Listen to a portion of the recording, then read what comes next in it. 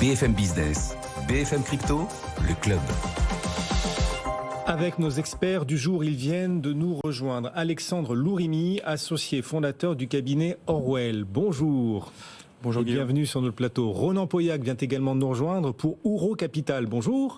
Bonjour Guillaume. Vous développez de nouvelles solutions, vous nous les présenterez. Et puis Alexandre, on parlera de déclaration d'impôt, puisque ça concerne... C'est la saison. Ouais. Eh oui, c'est la saison. Voilà, c'est la saison des fleurs et des bourgeons, mais aussi de la déclaration d'impôt. On en parlera pour ceux qui investissent ou qui ont investi en crypto. Et puis Vincent Bois aussi nous accompagne, analyste technique pour IG. Bonjour Vincent.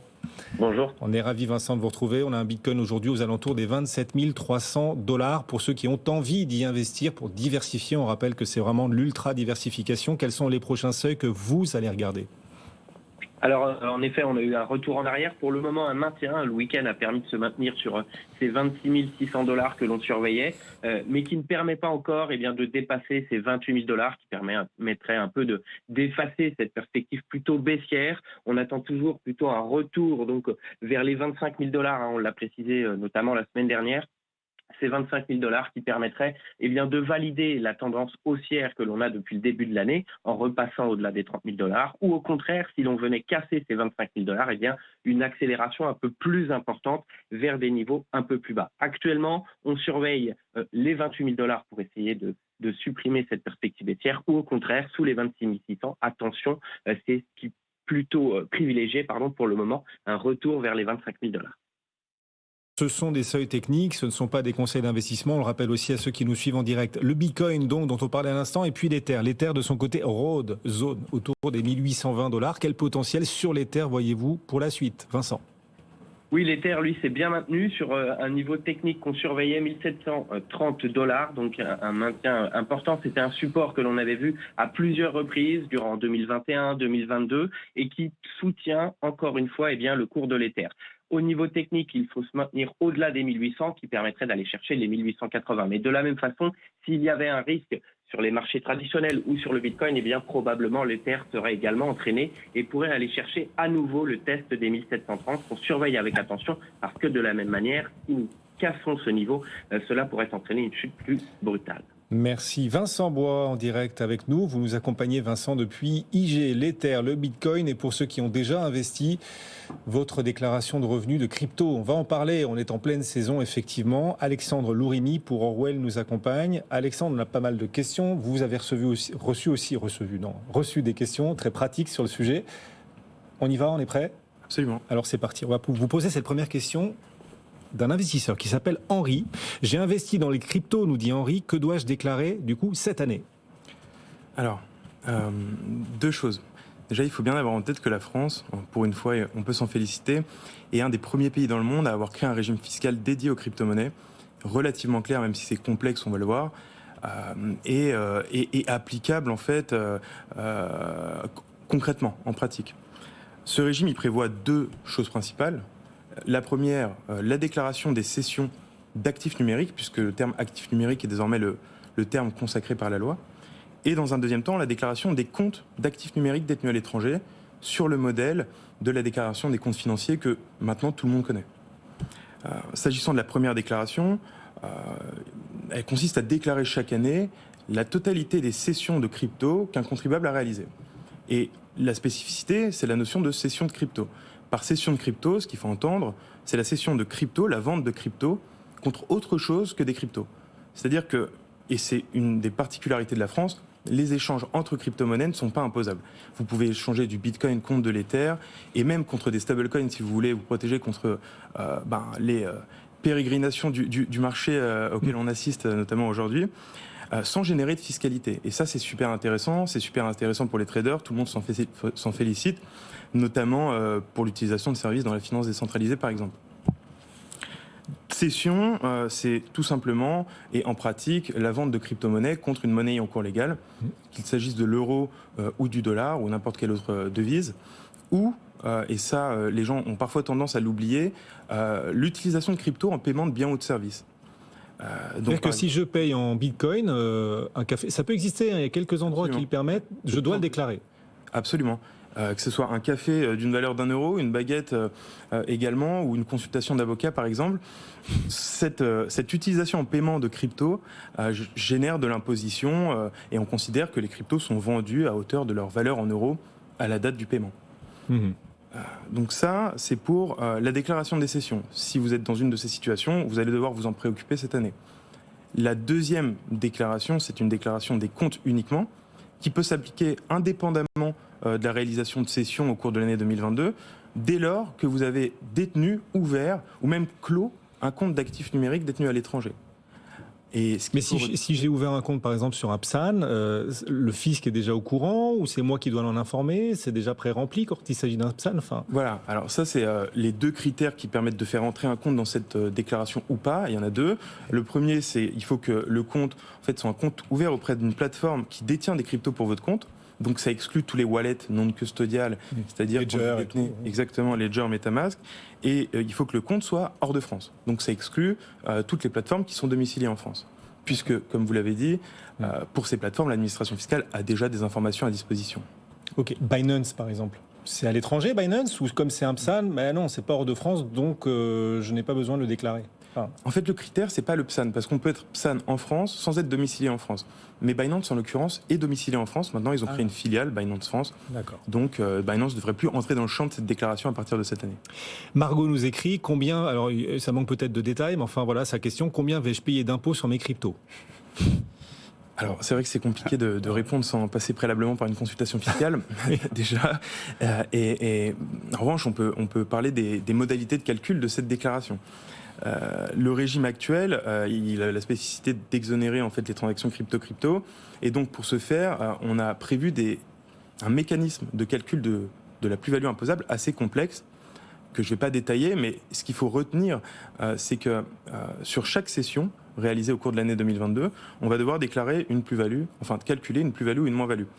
Ce qui va être imposable, ça va être la somme de toutes ces plus-values et de toutes ces moins-values réalisées au cours d'une même année. Et réalisé non seulement par le contribuable, mais également par l'ensemble des membres du foyer fiscal. Donc il va falloir se concerter avec sa femme, ses enfants, pour voir qui a fait quoi. Il va falloir aussi se déclarer. Sur chacune de ces sessions, les modalités de calcul sont relativement complexes, puisque la plus-value n'est pas égale au prix de cession diminué du prix de vente.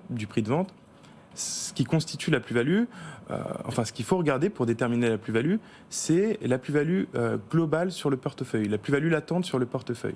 Si votre portefeuille présente une plus-value globale latente de 40%, on va dire au hasard, ce qui va être imposé sur le montant de votre cession, ça va être 40% de ce montant. Et donc, peu importe que vous ayez cédé une crypto qui était finalement en moins-value dans votre portefeuille, dans la mesure où votre portefeuille est en plus-value. Donc, c'est des modalités de calcul un peu complexes qui sont assez proches de celles du PEA. Mais heureusement, les calculs se font automatiquement dans le formulaire dès lors qu'on déclare les bonnes informations. Et si j'omets de déclarer mes cryptos, qu'est-ce qui se passe? Si j'omets de déclarer les cryptos, alors là, tout dépend. En fait, tout dépend de la cause de cette omission. Si vous avez omis de déclarer de bonne foi ou vous vous êtes trompé dans un calcul, ce ne sera pas très grave, vous risquez un redressement, potentiellement des petites pénalités de retard et une pénalité de 10%. Disons que c'est soutenable, 10% dans le monde de la crypto, c'est peu finalement. Oui, on n'est pas assez près dans la crypto, effectivement. Si par contre l'administration fiscale considère que vous avez délibérément manqué à votre obligation, les pénalités peuvent aller jusqu'à 40%, voire 80% si vous avez commis ce qu'on appelle des manœuvres frauduleuses, c'est-à-dire si vous avez tenté de dissimuler votre fraude. C'est un peu plus compliqué. C'est un peu plus compliqué et ça fait réagir notre autre invité, Ronan Pauillac, pour Ouro Capital. On va évoquer dans un instant effectivement les investissements en crypto qui tentent à se démocratiser et vous proposer une solution d'ailleurs. Ronan, rendez-vous dans 2 minutes. Juste après avoir aussi quand même posé une question sur les NFT. C'est Ahmed qui nous pose cette question. Qu'en est-il des NFT, la déclaration de NFT dans la déclaration de revenus? Alors, c'est une vaste question. On est bien au XXIe siècle, je vous le confirme. Exactement. Et la fiscalité va pas aussi vite. Malheureusement, du coup, on a assez peu de recul sur la question des NFT. Pas de jurisprudence, pas de texte. Vos confrères des Échos ont publié un article récemment indiquant que l'administration avait précisé le traitement TVA de certaines ventes de NFT pour les émetteurs, mais pour les particuliers, on n'a vraiment aucune info. Surtout que les NFT, en fait, finalement, sont un outil technique, et donc c'est assez difficile d'en parler comme un tout homogène d'un point de vue fiscal. Il peut y avoir plusieurs situations, soit ils sont qualifiés d'actifs numériques, soit dans certains cas d'objets de collection pour des NFT qui présentent un intérêt historique comme des CryptoPunks par exemple, soit dans une catégorie balai qui s'applique de manière assez mal adaptée.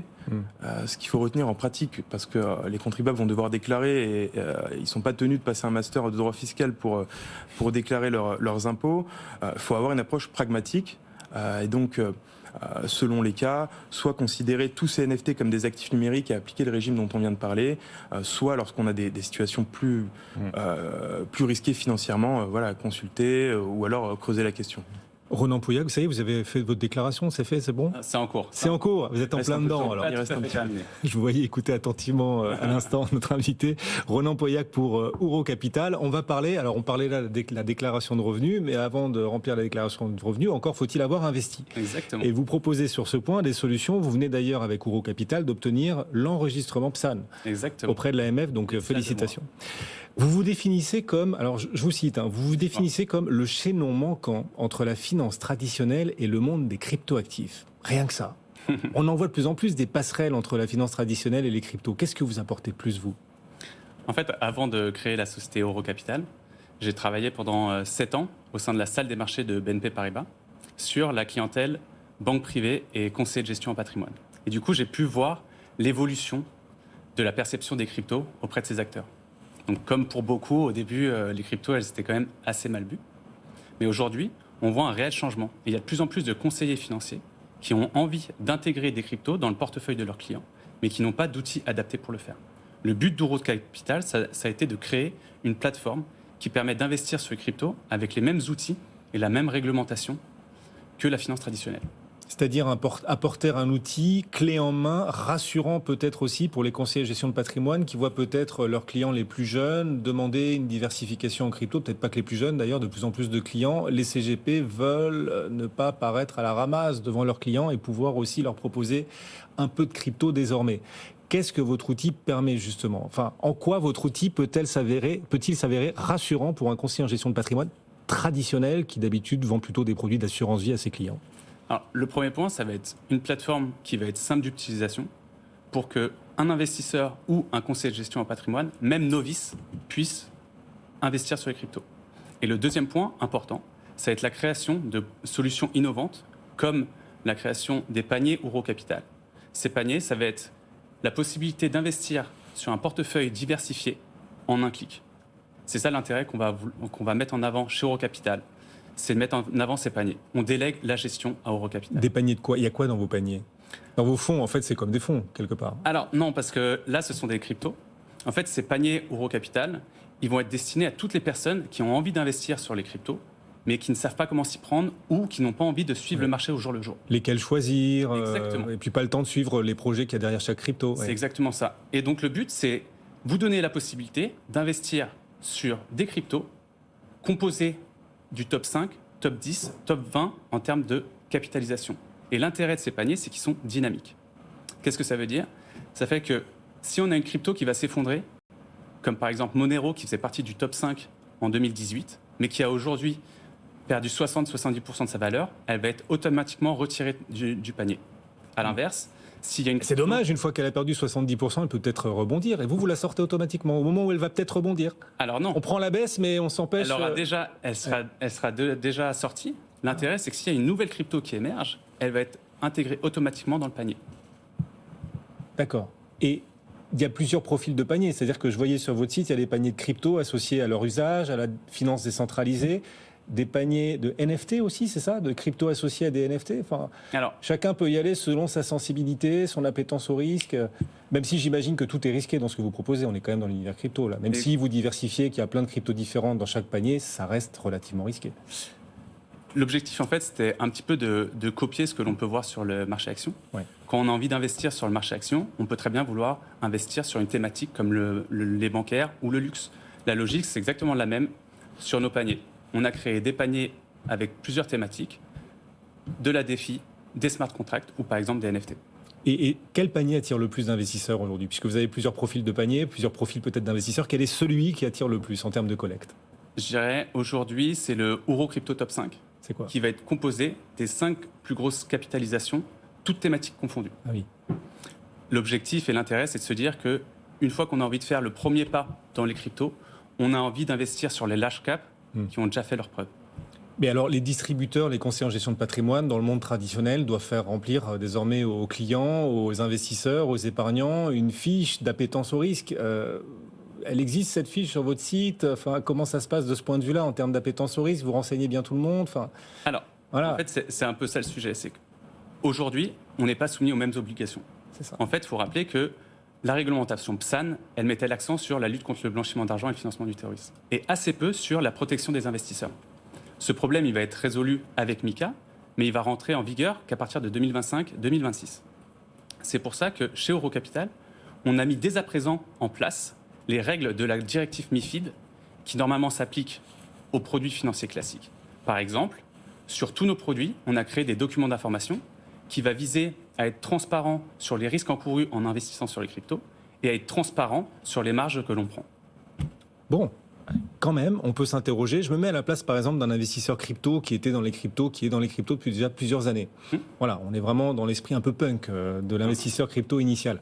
Il doit se dire, en vous écoutant, non mais attends, son offre là, c'est quoi? C'est des câlins, c'est du paternalisme vis-à-vis des investisseurs. Au contraire, l'esprit crypto, c'est celui de la liberté, venir choisir soi-même les projets dans lesquels on a envie de croire, dans lesquels on finit par vraiment croire et dans lesquels, du coup, on finira par investir notre argent. Vous proposez un menu complet et des plats déjà chauds. Imagine l'investisseur crypto traditionnel se dire cela. Qu'est-ce que vous répondez à cet argument? Je pense que vous avez tout à fait raison. Mais ces investisseurs, c'est peut-être une petite partie de toutes les personnes qui ont envie d'investir sur les cryptos. J'en veux pour preuve les chiffres de l'étude de la DAN et de KPMG qui ont montré que seulement 11% des Français ont déjà investi dans les cryptos, alors que 26% d'entre eux voudraient le faire. Le but d'Eurocapital, c'est prendre le grand public par la main et de leur faire le premier pas dans le marché de la crypto. Sauf que not your keys, not your coins, les gens qui investissent à travers votre plateforme ne sont pas propriétaires de leur crypto. On est d'accord? Alors en fait, tout dépend, parce qu'on va utiliser une solution qui s'appelle Fireblocks, qui va permettre en fait de scinder les cryptos d'Eurocapital et les cryptos des clients. Mais cette problématique, je pense, ça dépend de ce que l'on veut faire des cryptos. Si on veut juste acheter des cryptos et ne rien en faire, les laisser dormir, on va les mettre dans un coffre-fort type Ledger. Mais si on a envie d'investir et faire fructifier son argent, le plus intéressant, ça va être d'investir sur des paniers dynamiques. Dynamique. Exactement. Bon. Et vous voyez où les cryptos dans 10 ans? Vous les voyez à quel niveau d'adoption? Dans 10 ans, je pense que globalement, la plupart des portefeuilles financiers auront un petit peu de crypto. Tout le monde utilisera de la crypto sans même le savoir à travers notre carte bleue, etc. Ah bon? Ouais. C'est ce qu'on peut voir avec PayPal aujourd'hui, qui a commencé à intégrer les cryptos dans ses solutions. Je pense que la volatilité aura pas mal réduit et en fait, on aura des rendements sur les cryptos qui seront proches de ceux des marchés actions classiques. Et vous pensez que dans l'écosystème des acteurs crypto, il y aura une concentration de plus en plus importante? Parce qu'on le disait, Eurocapital, vous venez d'obtenir l'enregistrement PSAN. Évidemment, la course maintenant, c'est celle à l'agrément. Est-ce que vous pensez qu'il y aura un effet the winner takes all? Le premier qui aura l'agrément prendra tout le marché? Non, je pense que c'est sûr que ça va faire pas mal de pubs pour cet acteur, mais je pense que le premier acteur qui va avoir l'agrément va ouvrir la voie à tous les autres. Oui, ça c'est sûr. Vous ne pensez pas qu'il prendra la place de tous les autres? Non, parce que c'est ce qu'on peut voir aujourd'hui. Au début, il n'y avait qu'un seul acteur enregistré, et maintenant, il y en a à peu près une cinquantaine. Ça va être la même chose sur l'agrément. Effectivement. Ronan Pauillac nous accompagnait, Eurocapital, merci d'être passé nous voir. Grand merci également sur votre déclaration de revenus en crypto à Alexandre Lourimi. Voilà. Merci Alexandre d'être passé nous voir pour Orwell, le cabinet d'avocats Orwell qu'on reçoit régulièrement sur ce plateau. Bon retour messieurs.